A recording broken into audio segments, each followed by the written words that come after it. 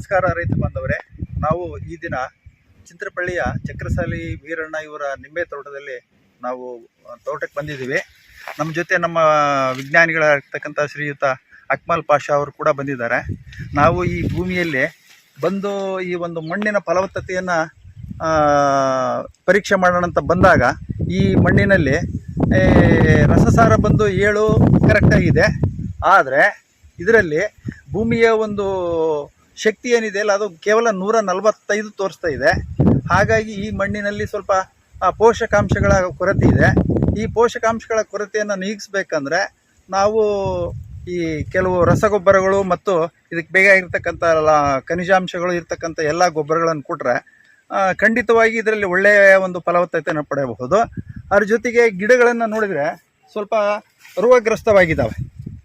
ಇದಕ್ಕೆ ನಾವು ಔಷಧಿಯನ್ನು ಸಿಂಪರಣೆ ಮಾಡಿದ್ರೆ ಒಳ್ಳೆಯ ಒಂದು ಫಲವತ್ತತೆಯನ್ನು ಕೊಡ್ತಕ್ಕಂಥ ಅವಕಾಶ ಇದೆ. ಈ ಒಂದು ಗ್ರೀನ್ ಪ್ಲಾನೆಟ್ ಸಂಸ್ಥೆಯವರು ಒಳ್ಳೆಯ ಗೊಬ್ಬರ ಮತ್ತು ಕೀಟನಾಶಕಗಳು ಹಾಗೂ ನ್ಯೂಟ್ರಿಯೆಂಟ್ ಇರ್ತಕ್ಕಂಥ ಕೆಲವು ಇವನು ಕೂಡ ಕೊಟ್ಟಿದ್ದಾರೆ. ಹಾಗಾಗಿ ಅವನು ಉಪಯೋಗ ಮಾಡಿಕೊಂಡ್ರೆ ನಿಮಗೆ ಖಂಡಿತ ಒಳ್ಳೆಯ ಒಂದು ಫಲವತ್ತತೆಯನ್ನು ಕೊಡ್ತಕ್ಕಂಥ ನಿಂಬೆ ಗಿಡಗಳನ್ನು ನಾವು ಕಂಡ್ಕೋಬಹುದು.